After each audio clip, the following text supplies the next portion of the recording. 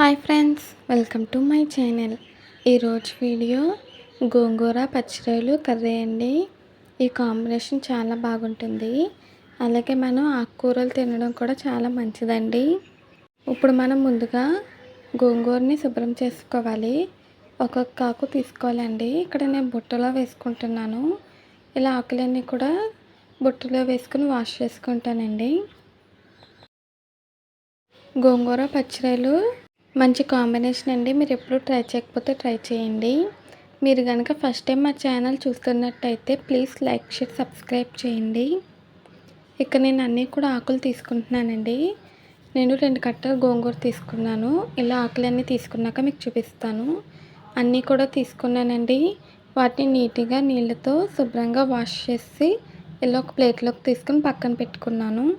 ఇప్పుడు ప్యాన్ పెట్టి కొంచెం వాటర్ వేసుకోవాలండి. అది హీట్ అయ్యాక మనం శుభ్రం చేసుకున్న గోంగూరని నీటిలో వేసుకోవాలి.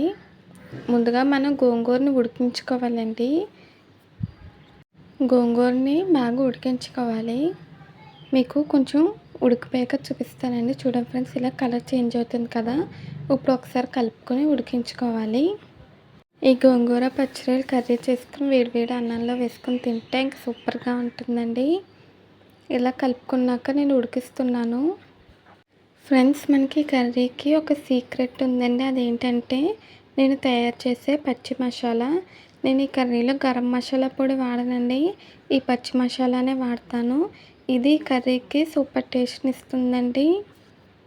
ఈ పచ్చి మసాలా మనకి కర్రీకి ఎక్స్ట్రా ఫ్లేవర్ని ఇస్తుందండి. ఎక్స్ట్రా టేస్ట్ని కూడా ఇస్తుంది.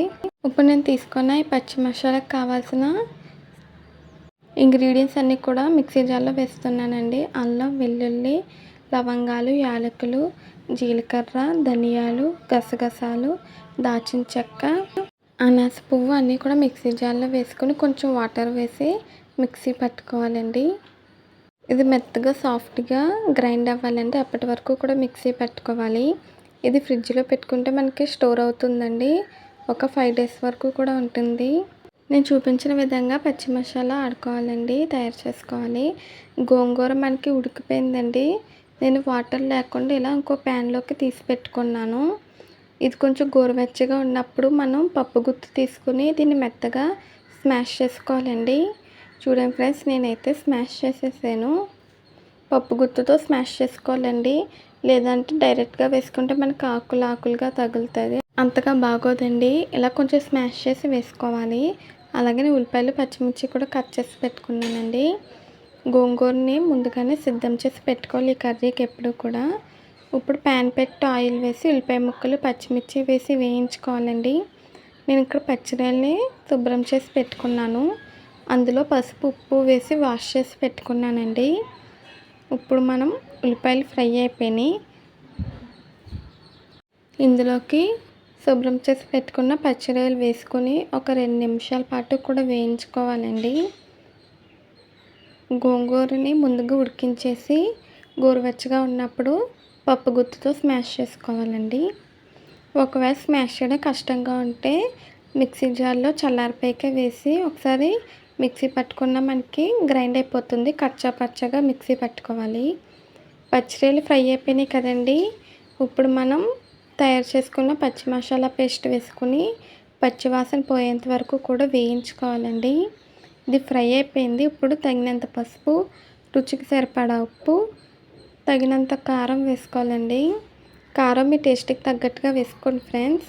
కారం వేసాక ఒకసారి బాగా కలుపుకోవాలి. ఇంకా మనం గరం మసాలా పొడి వేయాల్సిన అవసరం లేదండి. అల్లం, వెల్లుల్లి, గరం మసాలాలు అన్నీ కలిపి పేస్ట్ చేసుకున్నాం కదా. ఇది ఇలా ఆయిల్ సెపరేట్ అయ్యేంత వరకు కూడా వేయించుకోవాలి. అప్పుడే మనకి కర్రీ టేస్టీగా ఉంటుందండి. ఇప్పుడు మనం ముందుగా తయారు చేసుకున్న గోంగూర మిశ్రమం వేసుకొని ఒకసారి కలుపుకొని దీన్ని కూడా బాగా వేయించుకోవాలి. మీరు కనుక ఈ రెసిపీ నచ్చితే ట్రై చేయండి. ట్రై చేస్తే ఎలా వచ్చిందో కామెంట్స్లో తెలియచేయండి. గోంగూర వేసి కలుపుకున్నాక ఒక 5 నిమిషాల పాటు అయినా సరే వేయించుకోవాలండి. నేనైతే ఫ్రై చేసాను. ఇప్పుడు ఇందులో తగినంత వాటర్ వేసుకోవాలి. వాటర్ వేసి ఒకసారి కలుపుకొని ఉడికించుకోవాలండి. వాటర్ తక్కువే పడుతుంది. మనం ముందుగా గోంగూరను ఉడికించేసాం కదండి. ఇప్పుడు మూత పెట్టి సిమ్లో పెట్టి ఉడికించుకోవాలి. మధ్య మధ్యలో మూత తీసి కలుపుకుంటూ ఉండాలండి. నేను ఇప్పుడు మూత తీసాను. చూడండి ఫ్రెండ్స్, ఇలా ఆయిల్ సెపరేట్ అవ్వాలి. ఇలా ఆయిల్ సెపరేట్ అయితే మనకి కర్రీ రెడీ అయిపోయినట్టేనండి. నేను ఇప్పుడు స్టవ్ ఆఫ్ చేసాను. వేడివేడిగా మనకి గోంగూర పచ్చిరొయ్యల కర్రీ రెడీ అయిపోయిందండి. దీన్ని సర్వింగ్ ప్లేట్లోకి తీసుకున్నాను. ఇది వేడివేడి అన్నంతో సర్వ్ చేసుకుంటే చాలా బాగుంటుందండి. అంతేనండి, చాలా సింపుల్గా టేస్టీగా మనకి పచ్చిరొయ్యలు గోంగూర కర్రీ రెడీ అయిపోయింది.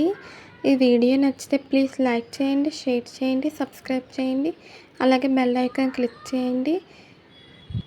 ఈ వీడియో నచ్చితే కామెంట్ చేయండి. మళ్ళీ కొత్త వీడియోతో కొత్త రెసిపీతో కలుద్దాము. Bye friends.